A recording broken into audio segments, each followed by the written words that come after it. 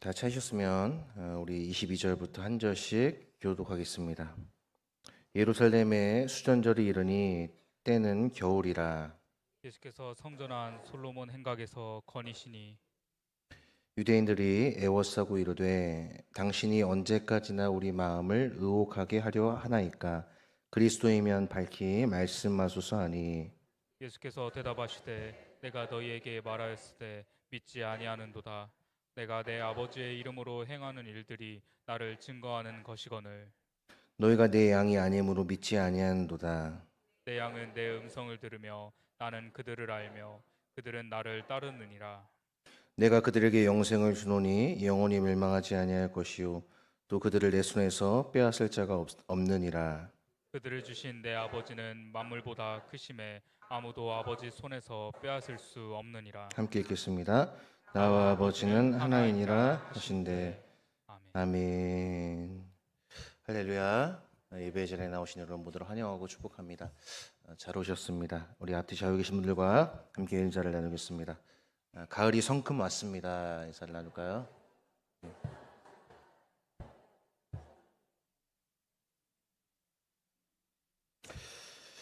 우리는 함께 읽은 말씀을 중심으로 만물보다 크신 하나님이라는 제목으로 함께 말씀을 살펴보려고 합니다. 우리는 지난 시간에 예수님께서 우리의 선한 목자가 되시고 우리는 그분의 양이라는 사실을 함께 말씀을 통해 살펴보았습니다. 오늘의 시간적인 배경을 22절은 이렇게 말씀하고 있습니다. 예루살렘에 수전절이 이르니 때는 겨울이라. 수전절은 이스라엘이 지켰던 절기 가운데 하나인데요. 이것은 성경에 구체적으로 나와 있지 않기 때문에 먼저 이 수전절에 대한 의미, 배경 이런 것들을 말씀드리고 함께 말씀을 살펴보겠습니다. 이 수전절은 또 다른 말로 하누카라고 불리기도 했습니다. 이 절기는 어떻게 해서 생기게 되냐면 이스라엘이 주전 587년에 유다가 바벨론의 멸망을 당했습니다. 그 이후로 이스라엘은 페르시아, 헬라 그리고 이집트라는 당시의 주변 강대국들에 의해서 압제를 받게 되었습니다. 자, 그러던 와중에 이 이스라엘을 지배하고 있었던 이집트가 톨레미 왕조가 그때 다스리고 있었는데 그때 시리아의 이 셀류시드 왕조라는 곳이 있었는데 이 셀류시드 왕조와 이집트의 톨레미 왕조가 전투를 벌이게 됩니다. 근데 이 이집트의 톨레미 왕조가 시리아의 왕조와의 전투에서 패하게 됩니다. 시리아가 승리하게 되면서 약소국이었던 이스라엘은 주전 198년부터 이 시리아의 셀류시드 왕조의 실제적인 지배를 받게 되는 그러한 불우한 역사를 얻게 됩니다. 그렇게 기록을 하게 됩니다. 안티오쿠스 에피파네스라 불린 이 안티오쿠스 4세의 통치 시기에 이 유대인들에 대한 핍박은 굉장히 최고조에 이르렀다고 기록을 하고 있는데요. 이 에피파네스라는 이름의 뜻이 무엇이냐면 바로 신의 나타남이라는 뜻이었습니다. 그러니까 이 안티오쿠스 4세, 이 안티오쿠스 에피파네스라는 사람은 자신을 신격화하기 시작했어요. 그리고 유대인들을 아무렇지도 않게 심각한 핍박을 가하면서 그들에게 온갖 나쁜 짓을 아무렇지도 않게 자행했다고 역사는 기록을 하고 있습니다. 이것이 어느 정도였냐면 주전 167년에는 유대인들이 성전에서 매일 드린 제사를 폐지했고 성전의 제단에 제우스 신상을 세우고 그 제우스 신상을 향해 숭배하게 명령을 합니다. 그리고 예루살렘과 여러 도시에서 이 할례 예식과 안식일 규례, 그러니까 유대 민족들의 정체성이 담겨져 있는 할례 예식과 안식일을 지키는 규례를 폐지하게 만듭니다. 그 많은 칙령을 공포하게 됩니다. 그리고 자신의 생일을 기념하기 위해서 매월 25일마다 유대인들이 가장 싫어하는 돼지를 잡아서 제단에 바치도록 하는 그러한 일들을 아무렇지도 않게 자행했었습니다. 이렇게 성전을 모독했던 안티오쿠스 4세는 유대인들로 하여금 뭔가 그들의 마음을 하나로 묶어서 이 상황을 좀 이겨내보도록 하는 그런 투쟁심을 만들어주기에 충분했습니다. 그래서 이것은 유대인들의 독립투쟁으로 이어지게 되고 주전 167년 제사장 마띠디아라는 사람은 자기의 5 아들들과 함께 이 독립투쟁을 시작합니다. 이것이 그 유명한 독립국가 하스모니안 왕조를 일으킨 마카비 혁명이라고 불리는 그 혁명의 시작이었습니다. 맏다디의 아들 중 셋째 아들이 바로 마카비였는데 이 유다 마카비는 특별히 굉장히 그 다른 아들들보다 용맹했다고 기록을 합니다. 그래서 이 산속으로 들어간 맏다디의 아들들과 함께 많은 경건한 자들이 3년 동안 전쟁한 끝에 마침내 성전을 되찾는데 성공을 합니다. 그리고 그때 처참한 성전의 모습을 발견하고 유다 마카비와 당시에 있던 군인들은 옷을 찢고 통곡했다는 역사적인 기록이 남아 있습니다. 그리고 신실한 제사장들을 세워서 성전을 청결하게 하는 일들을 하고 우상의 제단을 헐어버리고 새로운 제단을 만들고 봉헌하고 무너진 곳을 수축합니다. 드디어 주전 164년 25일 기슬로월이라는 25일에 이 유대인들은 더럽혀진 성전을 정결하게 하고 다시 하나님 앞에 빼앗겼던 성전을 봉헌하는 것, 바로 이것이 수전절, 다른 말로 하누카의 배경입니다. 그리고 나서 하나님 앞에 이 성전을 봉헌하고 8일간의 성대한 축제를 열었다고 역사는 기록하고 있습니다. 그리고 이 절기가 이제 제정이 되고 대략 200년 정도의 시간이 흐른 다음에 오늘 본문에 나오는 예수님이 당시의 수전절을 지키기 위해서 성전에 나타나는 장면을 오늘 22절은 말씀을 하고 있습니다. 그러니까 지금 이 하누카 수전절의 배경은 무엇이냐면은 이 유대 민족들이 얼마나 외세의 침략에 의해서 아주 압제를 받았고 그런 상황에서 지금 이 유대인들은 어떤 그리스도, 그러니까 어떤 메시아를 기다렸겠습니까? 뭔가 힘이 있고 또 강력하고 다른 나라의 침략을 받지 않을 수 있을 정도의 강력한 왕권을 가진 그런 메시아를 꿈꿔왔고 지금 기다리고 있는 것입니다. 자, 그 배경을 이해하고 오늘 본문 말씀을 살펴보겠습니다. 오늘 22절 후반에 보시면 그때가 언제라고 나오냐면 겨울입니다. 겨울. 예루살렘이 겨울은 뭐 사실 그렇게 추운 그런 지역은 아닙니다. 근데 겨울에 어떤 것이 많이 내렸냐면 눈이 아니라 비가 많이 내렸다고 합니다. 그리고 바람이 많이 불어갖고 굉장히 기온이 많이 내려가는 그러한 때가 바로 겨울이라고 하는데요. 자, 예수님께서 성전한 솔로몬 행각에서 거니셨다라고 기록을 합니다. 그러니까 우리가 지금까지 살펴본 절기는 어떤 절기였냐면 바로 초막절이었죠. 초막절. 초막절은 그 대규모의 사람들이 예루살렘으로 올라오는 절기였습니다.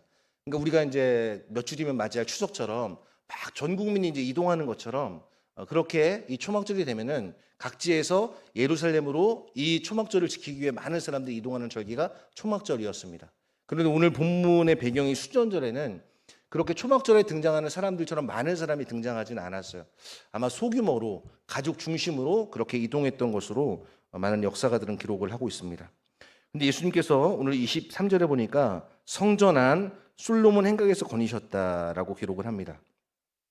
이 성전한 솔로몬 행각이라는 말은 솔로몬이 지은 성전이기 때문에 이렇게 표현을 하고 있고 이렇게 길게 늘어선 기둥이 이렇게 쫙 나열되어 있는 것을 여러분 생각하시면은 이 이미지를 머릿속에서 떠올리실 수가 있습니다. 예수님께서 왜 이 성전한 솔로몬 행각에서 거니셨을까를 여러분 한번 생각해 보시길 바랍니다. 왜 걸으셨을까? 단지 그 추위와 또 겨울에 많이 내리는 비를 피하기 위해서 예수님께서 그곳을 피난처로 삼아서 걸으셨을까? 물론 그런 해석도 일리가 있는 해석입니다. 그러나 단순히 예수님께서 추위와 비를 피하기 위해서 솔로몬 행각에 거니셨다라는 것은 우리가 너무 그 예수님의 어떤 행동의 반경을 좁게만 이해를 하는 것이고 예수님의 모든 말과 그분의 행위는 어떤 의미를 담고 있는 것을 우리가 알 수 있죠.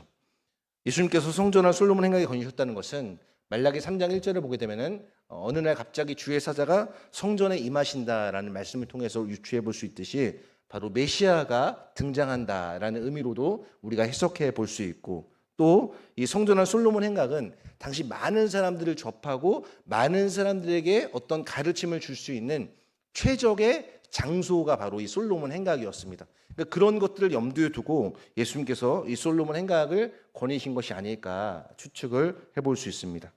자, 그때 어떻게 상황이 펼쳐지게 되냐면 약간 좀 위협스러운 상황이 펼쳐지게 됩니다. 여러분 24절 말씀을 우리 같이 한번 읽어볼까요? 유대인들이 애워싸고 이르되 당신이 언제까지나 우리 마음을 의혹하게 하려 하나이까 그리스도이면 밝히 말씀하소서 하니. 유대인들이 애워쌌다고 되어 있어요. 이 애워쌌다는 말은 뭐냐면은 여러분들이 중앙에 있고 그 뒤를 쭉 둘러싸 있는 거예요. 포일에 있는 것과 마찬가지라는 거죠. 유대인들이 지금 예수님 한 사람을 가운데 세워놓고 막 둘러싸고 있는 거예요. 여러분 이때 그 느낌이 어땠을까요? 굉장히 위협적이지 않았겠습니까? 마치 어떤 군대가 어떤 그 지역이나 어떤 사람들을 이렇게 포위하고 있는 것처럼 그런 모습을 연상을 하면 됩니다. 자, 그러면서 이렇게 말을 하고 있죠. 위협하면서 당신이 언제까지나 우리 마음을 의혹하게 하려나이까. 그러니까 지금 유대인들은 예수님이 빨리 자신의 정체를 선명하고도 확실하고도 분명하게 말해주기를 기다리고 있는 거예요. 자, 그런데 예수님은 지금 계속해서 요한복음 2장에서부터 가나의 혼인잔치에서 물로 새 포도주를 만드시고 또 니고데모를 만나시고 그다음 왕의 신하의 아들을 고쳐주시고 그다음 38년 된 병자를 일으키시고 가늠한 여자를 용서하시고 그다음에 모든 앞을 못 보는 그 맹인을 보게 하시는 그러한 놀라운 일들을 지금 계속해서 행하셨다는 말이에요.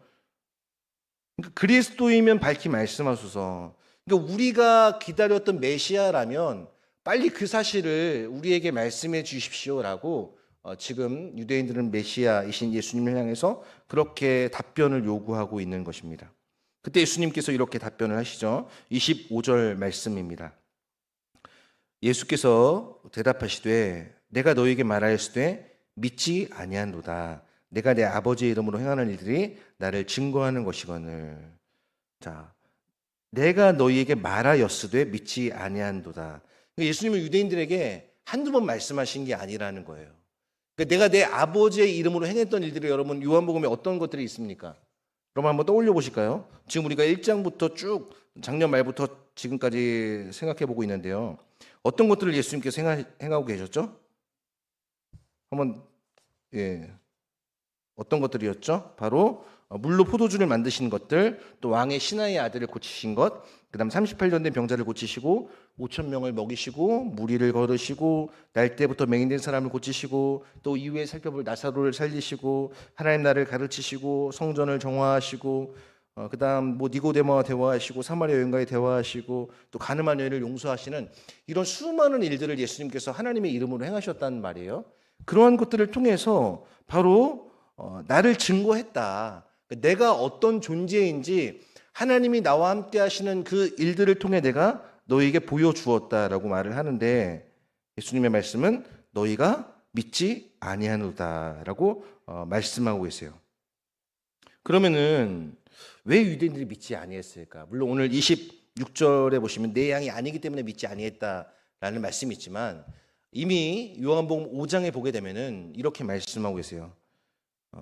너희 안에 하나님을 향한 사랑이 없음을 내가 알았노라.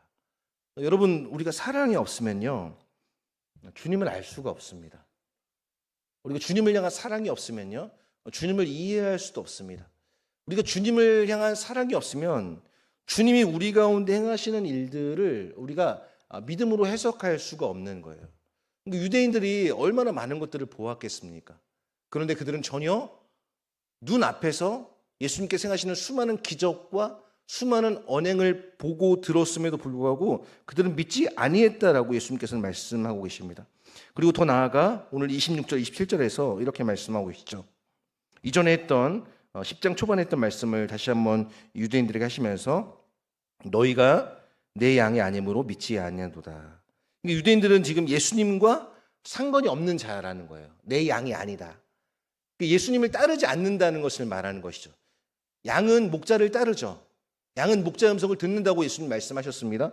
그런데 너희는 내 양이 아님으로 믿지 아니한도다. 너희는 나와 상관이 없으므로 믿지 아니한도다. 여러분 우리는 예수님과 상관 있는 존재가 되어야 됩니다. 예수님을 향해서 나의 주 나의 하나님으로 고백할 수 있어야 되는 것이고 예수님을 향해서 주님 저를 도와주십시오. 저의 믿음 없음을 도와주십시오. 제 안에 있는 의심을 주님 불식시켜 주십시오. 라고 그렇게 주님께 기도할 수 있어야 되는 거예요. 여러분, 주님과 상관이 있다는 것, 그러니까 주님과 관계에 있다는 것, 이게 사실 여러분 얼마나 그 우리의 마음에 평안함과 위안을 주는지 아십니까? 관계가 있다. 그러니까 주님과 우리가 연관성이 있다. 주님이 우리를 아신다. 양과 목자는 양을 알고 양은 목자의 음성을 알아요. 근데 이 유대인들은 예수님이 눈앞에 계심에도 불구하고 뭐라고 말하죠? 그리스도이시면 밝히 말씀해 주소서라고 엉뚱한 말을 지금 예수님께 하고 있는 거예요. 예수님께서 내 양이 아님으로 믿지 아니하다라고 말씀하시면서 27절에 내 양은 내 음성을 들으며 나는 그들을 알며 그들은 나를 따르느니라 라고 말씀하고 있어요. 그럼 여기서 우리가 질문 한 가지를 던져볼 수 있죠. 그럼 과연 나는 주님의 양인가? 나는 주님과 상관 있는 자인가? 나는 주님께서 말씀하시는 것을 들을 준비가 되어 있는가? 들었으면 그 주님의 음성에 따라갈 준비가 되어 있는가? 이것들을 우리가 생각해 보아야 하는 것입니다. 여러분, 우리는 세상에서 많은 소리를 듣고 많은 사람을 만나고 많은 일들을 행하며 살아갑니다. 그런데 예수님께서는 이렇게 말씀하시죠. 내 양은 내 음성을 들으며 나는 그들을 알며 그들은 나를 따르느니라. 여러분, 주님의 음성을 듣고 계십니까? 주님께서 여러분을 향해 하시는 그 말씀, 그 음성을 여러분이 듣고 계시냐는 거예요. 그리고 여러분, 주님을 알고 계십니까? 주님이 여러분의 영혼에 어떤 일을 행하셨는지, 주님이 여러분의 가정에, 여러분의 자녀들의 어떤 일을 계획하고 기대하고 계시는지 여러분 그거 기대하고 계세요?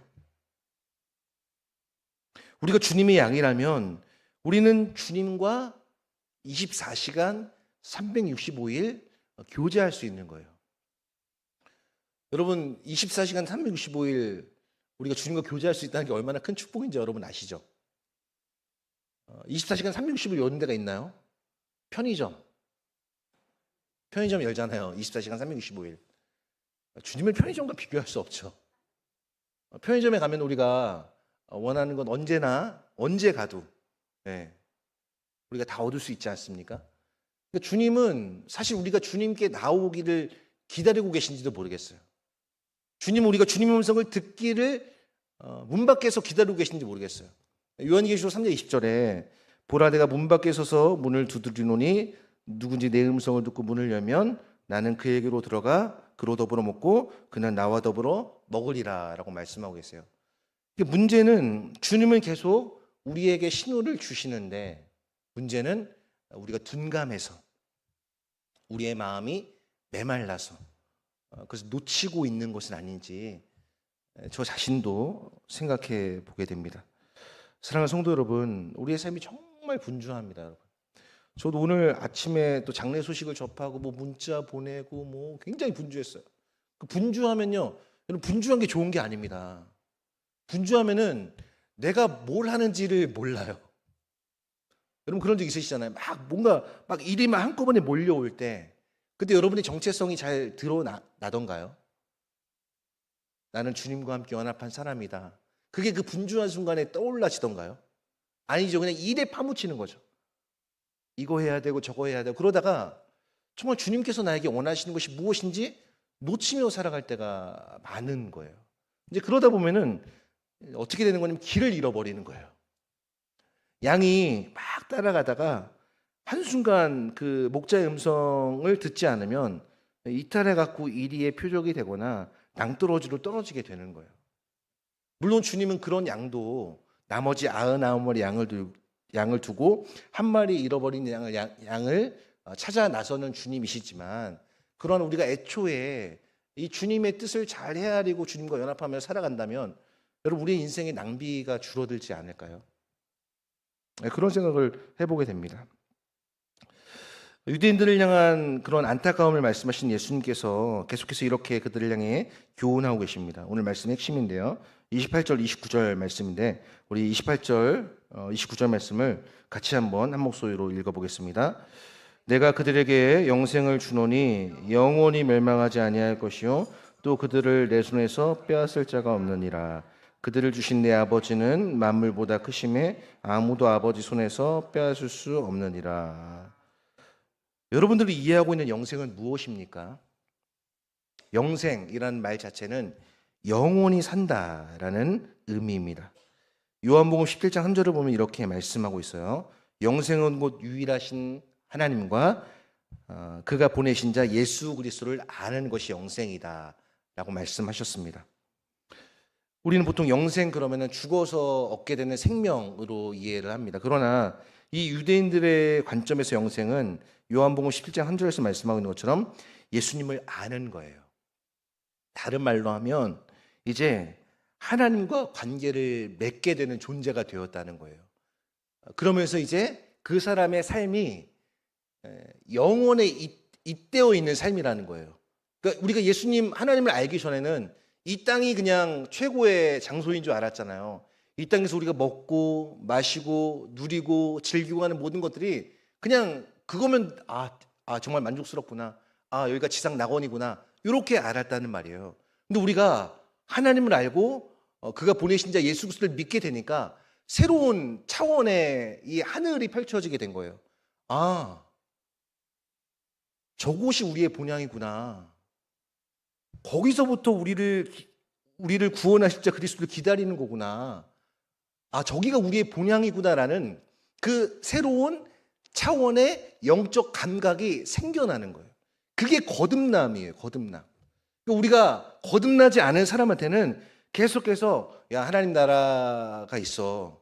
그 나라에서 너를 기다리고 네가 그 나라에 가면 영원한 복락을 누리게 되고 주님과 함께 일으키심을 받고 주님 보좌 옆에 앉게 될 거야. 주님과 함께 만국을 다스리게 될 거야.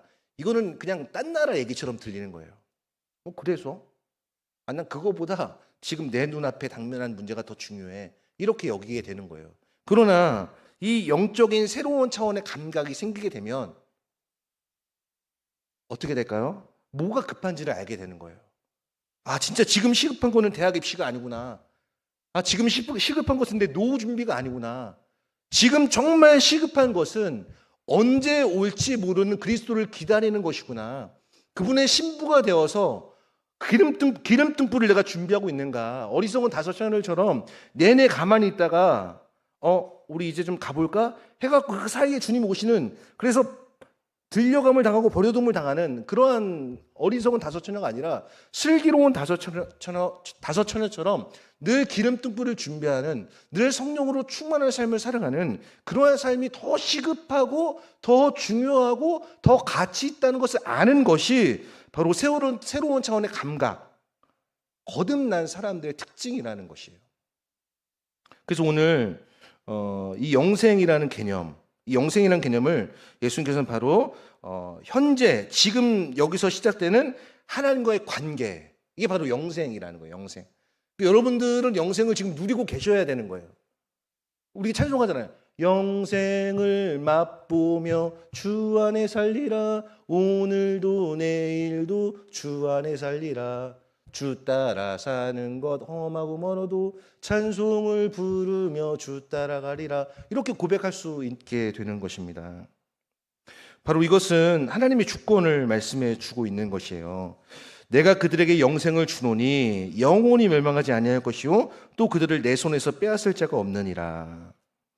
여러분, 하나님이 얼마나 위대하신 분인지를 아는 것, 이게 성숙한 사람이에요. 학위 과정을 보게 되면은 이제 대학 학사가 있어요. BA라고 불리는 대학 학사가 있고, 그다음 이제 석사가 있습니다. 석사. 그다음에 박사가 있어요. 박사. 박사를 이제 보통 PhD라고 이야기를 하는데요. 이게 이제 그 줄임말이거든요. 철학 박사라는 줄임말이에요. 그래서 철학이 이제 영어로 필로소피잖아요. 제가 이제 그 한국 본토 발음으로 말씀드릴게요. 필로소피 오브 닥터, 이게 철학 박사거든요. 제 바로 원래 괜찮아요. 필로소피 오브 닥터, 이게 철학 박사인데요. 근데 이제 이 PhD라고 말했잖아요. 근데 어떤 분이 그런 말씀을 하시더라고요. 이 철학 박사는 그 PhD가 필로소피 오브 닥터인데 그 PH를 다른 말로 표현한 게 있는데 퍼머넌트 헤드 데미지라는 거예요. 이게 뭐냐면은 퍼머넌트라는 것은 영원하다는 뜻이거든요. 헤드는 머리예요. 데미지는 손상이에요. 그러니까 영구적인 두뇌 손상을 입은 게 철학 박사를 받은 사람이라는 거예요. 그러니까 너무 열심히 공부를 해갖고 나는 정말 이것만 아는구나. 라는 사람한테 주는 학위가 뭔지 아세요? 그게 철학 박사 학위예요. 철학 박사 학위. 그래서 여러분 그런 얘기 못 들어보셨어요? 어떤 사람이 로마서 그 8장의 말씀이 너무 궁금해갖고 이제 신학교에서 공부를 하고 있는 학생이 교수님을 찾아갔어요. 교수님이 답을 해줄 줄 알고 내 궁금증에 뭔가 궁금증을 해소시켜 줄 수 있을 것 같아서 갔는데 교수님이 이런 말씀 하시는 거예요. 학생 미안해요. 내가 구약을 전공해서 이 말씀의 의미를 잘 모르겠어요. 이렇게 교수님이 대답을 했대요. 너무 학생이 실망해갖고 이제 신약 교수님을 찾았어요. 그래도 이분은 신약 교수님이니까 좀 알겠지. 로마서의 말씀을. 갔는데 학생 미안해서 어쩌죠? 제가 마태복음을 전공해서 이 말씀을 잘 모르겠어요. 그래서 이 학생이 이제 내가 이제 로마서를 전공한 교수님을 찾아가야겠다. 로마서를 전공한 교수님을 찾아갔어요. 찾아갔는데 진짜 이분이면 나의 궁금증을 좀 해소시켜 줄 수 있겠지. 갔는데 이게 웬걸입니까? 학생 지금 세 번째 나를 찾아오는 거죠. 세 번째 지금 여러 교수님들 찾아다니는 거죠. 너무 미안해요. 제가 로마서 7장을 전공해서 로마서 8장의 말씀을 모르는 거예요. 그래서 로마서 8장을 전공한 교수님 물어보러 찾아갔어요. 그랬더니 교수님이 학생 정말 내가 미안해서 어쩌죠? 로마서 8장을 전공했는데 이 절을 전공 안 했어요. 이 절을. 그래서 나중에 이제 이 절만 전공한 교수님한테 찾아가서 그 답을 이제 얻었다고 합니다. 그러니까 그런 사람에게 준 학위가 뭐냐면 박사 학위예요. 그러니까 박사 학위는 가장 모르는, 그러니까 내가 세상에 이것만 안다라고 하는 사람한테 주는 학위가 바로 박사 학위예요. 박사 학위. 여러분 하나님은 근데 하나님 만물 위에 계신 하나님, 만물보다 크신 하나님이라고 이야기를 하고 있잖아요. 여러분 책 많이 읽으셔야 되지만 그러나 많이 안 읽으셔도 괜찮습니다. 왜요? 만물보다 크신 하나님을 믿으니까 여러분 안에 만물보다 크신 하나님을 믿는 그 믿음이 있다면 여러분들 세상에서 가장 위대한 사람인 거예요. 안 와닿으세요? 여러분 나이아가라 폭포 이제 가면은 이제 거기서 그러잖아요. 많은 사람들이 뭐 주님의 높고 위대하심을 내 영혼이 막 이런 찬양 하잖아요. 근데 막 이제 이야기를 하니까 어떤 사람이 그런 말을 해요. 저거 우리 아버지 거라고. 좀 이런 배포가 있어야 되는 것 아니겠습니까, 여러분? 이런 배포를 갖고 우리가 살아가야 되는 거예요. 오늘 요한이 지금 이야기하고 있는 내가 그들에게 영생을 주노니 영원히 멸망하지 아니할 것이요 또 그들을 내 손에서 빼앗을 자가 없으리라라는 말씀은 이 위대하고도 주권을 가지신 하나님의 권능에 대해서 지금 말씀해 주고 계신 거예요. 여러분 신앙은 그분이 크시고 나는 그분 앞에서 아무것도 아닌 존재라는 사실을 날마다 더 선명히 깨닫는 게 우리의 신앙이 성장하는 것입니다. 그래서 그분 앞에서 나를 항상 낮추는 거예요. 나는 진짜 아무것도 아니구나. 나는 부지깽이구나. 그분이 나를 도와주시지 않으면 나는 정말 아무것도 아닌 그런 존재이구나라는 것을 깨닫게 되는 게 그 신앙의 경지에 이르는 사람의 특징이라는 거예요.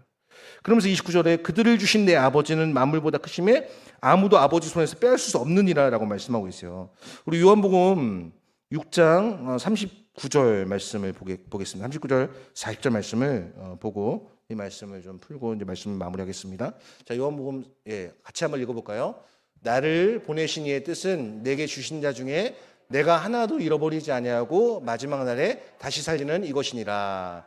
내 아버지의 뜻은 아들을 보고 믿는 자마다 영생을 얻는 마지막 날에 내가 이를 다시 살리리라 하시니라. 자, 저 말씀을 보시면은 바로 예수 그리스도를 믿을 때 영생이 시작되는 것이고 그 예수 그리스도가 하나님의 능력 안에서 우리의 영혼을 지켜주신다라는 것을 말씀해 주고 계세요.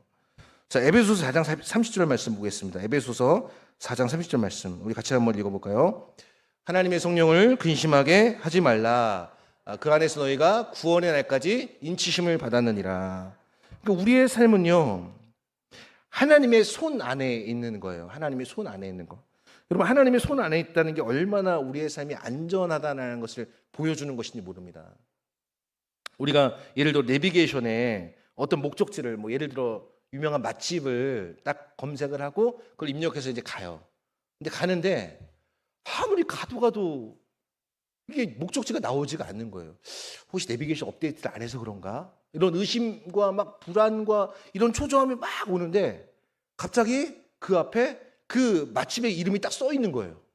그때 여러분 어떻습니까? 역시 내비게이션을 믿고 오는 게 잘한 것이었어. 그래 역시 내비게이션이 정확해. 나는 안도의 한숨을 쉬게 되잖아요. 여러분 하나님이 우리의 인생에 그리시는 큰 그림이 이와 같지 않을까요? 그러니까 우리가 지금 당장 볼 때는 왜 목적지에 도착을 안 하지? 왜 내 기도가 응답이 안 되지? 왜 내 삶이 이 모양 이 꼴이지? 라는 생각이 들 수 있지만 그러나 시간이 지나고 계절이 흐르고 이렇게 인생의 연수가 쌓이다 보면은 그때 비로소 하나님의 그림이 선명해 보이기 시작하는 거예요. 그게 우리의 신앙이 성장하는 것이고 그게 하나님의 주권을 인정하는 우리의 믿음이라는 것입니다. 그러면서 오늘 30절 말씀에 이렇게 말씀하고 계시죠. 나와 아버지는 하나이니라. 나와 아버지는 하나라는 말은 빌립보서 2장 6절에 있는 말씀을 읽으면서 이해를 해야 됩니다. 우리 빌립보서 2장 6절 말씀 읽고 말씀을 마무리하겠습니다. 함께 읽어볼까요? 그는 근본 하나님의 본체시나 하나님과 동등됨을 취할 것으로 여기지 아니하시고, 자, 그는 근본 하나님의 본체시나 하나님과 동등됨을 취할 것으로 여기지 아니하시고, 그 뒤에 있는 말씀을 보시면 오히려 자기를 비워 종의 형체를 가지사 죽기까지 복종하셨으니 곧 십자가에 죽으심이라라고 말씀을 하고 계세요. 여러분 예수님은 하나님이시지만 자기를 주장하지 않으셨다고 성경은 말씀하고 있습니다. 말씀을 정리합니다. 사랑하는 성도 여러분, 우리가 믿는 하나님은 만물보다 크신 하나님이심을 여러분이 믿으시고 이 하나님과 함께 여러분의 인생을 꾸려 나가시기를 바랍니다. 그때 비로소 크신 하나님의 계획 안에서 우리의 인생이 하나씩 하나씩 아름답게 퍼즐 조각처럼 맞춰지게 되는 것이죠. 바라기는 이 한 주간도 저 여러분의 모든 상황을 통제하시는 그 하나님께 우리의 삶의 주도권을 내어드리고 하나님의 은혜 안에서 살아가는 우리 모든 성도님들의 삶이 되시기를 주님의 이름으로 소망하며 축복합니다. 우리 시간 함께 찬양하겠습니다. 하나님의 음성을 듣고 기도하면